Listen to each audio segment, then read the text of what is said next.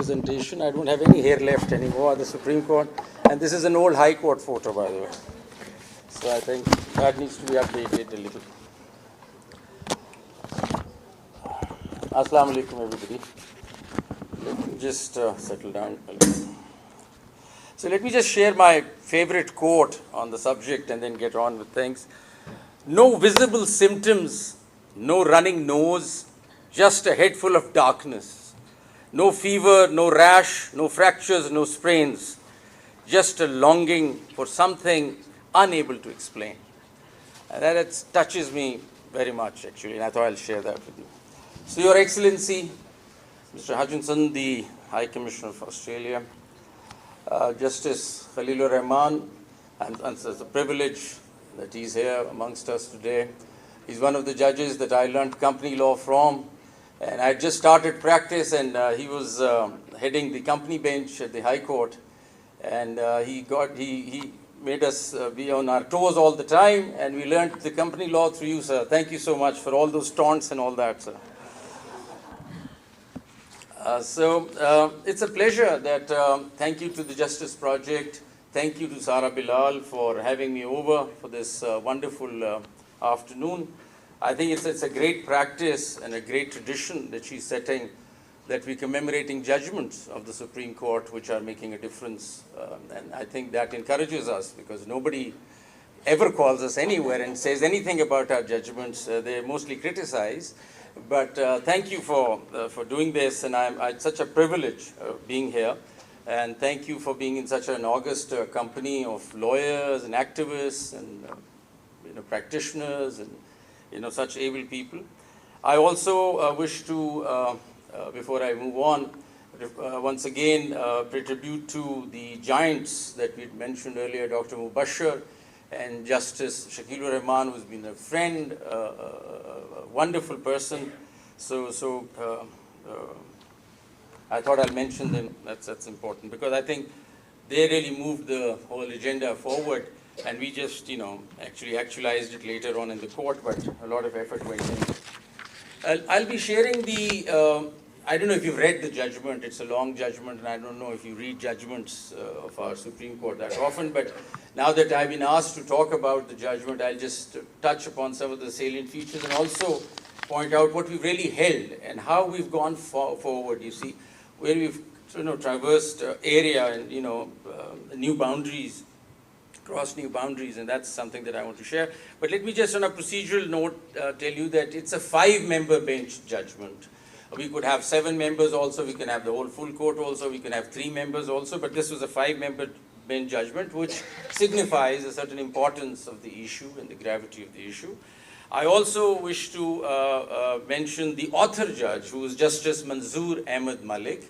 He did a wonderful job. I mean, the credit actually goes to him, because he's the one who wrote it, even though we all sort of worked on it, but he wrote it. And author always takes the credit. So my salutes to him for a wonderful judgment that he's given us. The other judges I also need to mention who were on the bench: Justice Sadar Tariq Masood, Justice Ijazul Ehsan, Justice Mazhar Alam Mia Khail, and I being the youngest member on the bench, even though I don't look young, but it was the youngest member on the bench was myself. Thank you.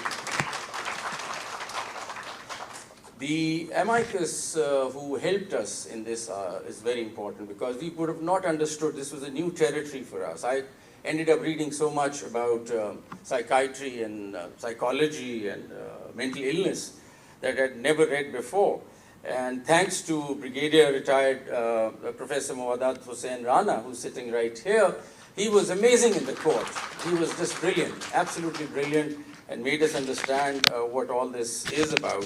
He actually brought the science to the courtroom, and thank you for that. I also want to thank Barrister Haider Rasool Mirza. I don't know if he's here, but he did a wonderful job on the legal framework of the laws that were there.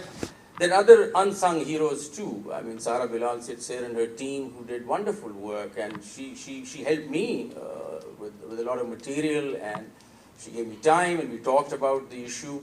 So it was, we also evolved as we went about writing this judgment or thinking about it. So it was very educational for all of us. So it's a story of 3 convicts, actually, which starts off with all convicted for murder. All were convicted for murder. 2 in their early 20s and 1 in the late 40s. Several decades they spent behind bars, you see, before the matter really came up. The whole case is post-conviction.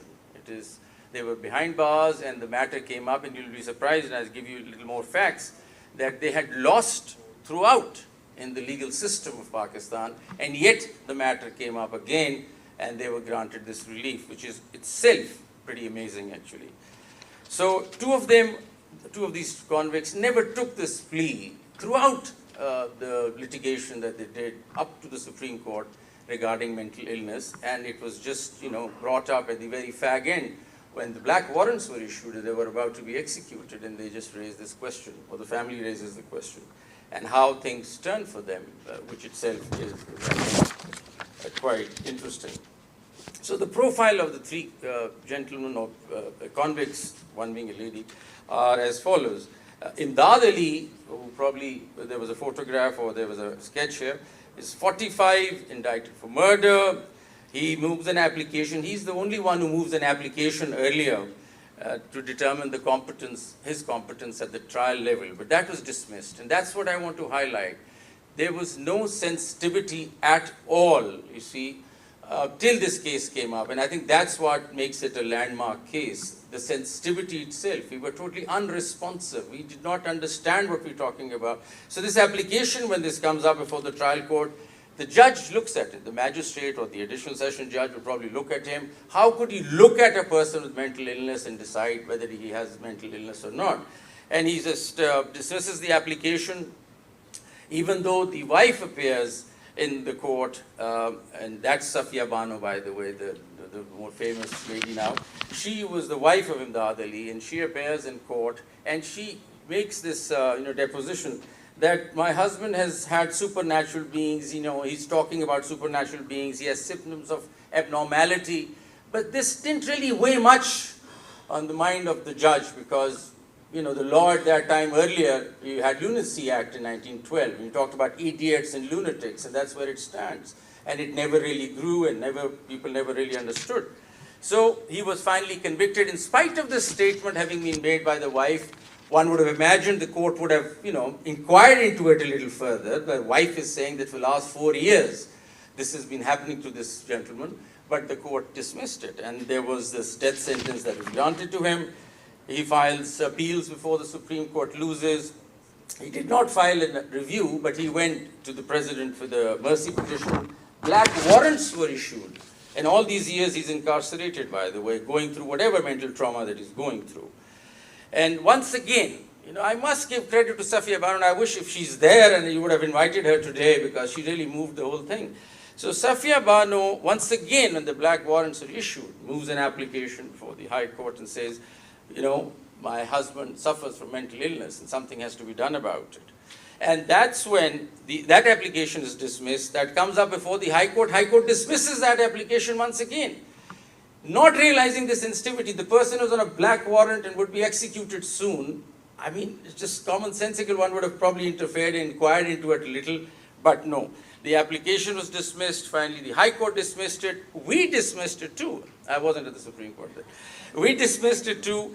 She filed a review. And so did the state and the IG prisons also. And it was the review that was before us that we dealt with, and I'll talk about that later. When we talk about the second convict, which is Kaniza Bibi, 24 years of age, she was convicted for murder on death for 6 counts. So she murdered 6 people according to the record. Her appeal again, all the way up to the Supreme Court, was dismissed.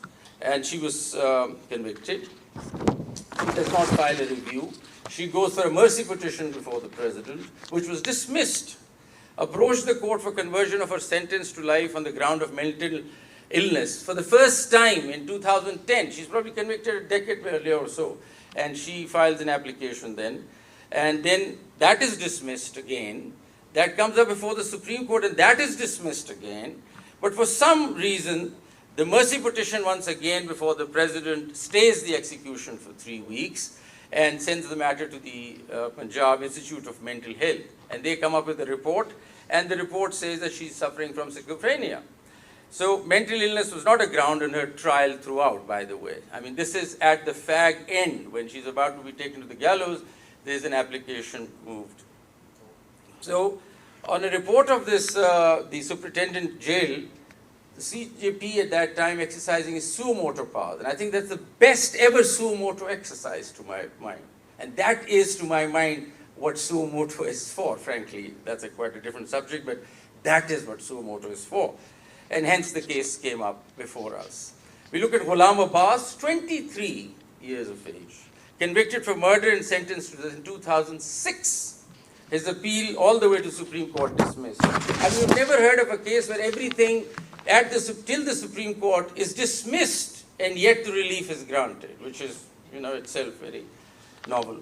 Review was dismissed. Mercy petition to the president dismissed in 2019. I mean, this is not really happening in a fast-track basis. I mean, the person is behind bars. Just imagine that. Decades spent behind bars while these petitions are coming up. Black warrants were issued. Execution fixed for 18th of June 2019. Petition by the mother under 184.3, which is a provision that you can come to the Supreme Court directly. The mother comes up and moves an application that my child is not well. And he always had severe learning disabilities from childhood.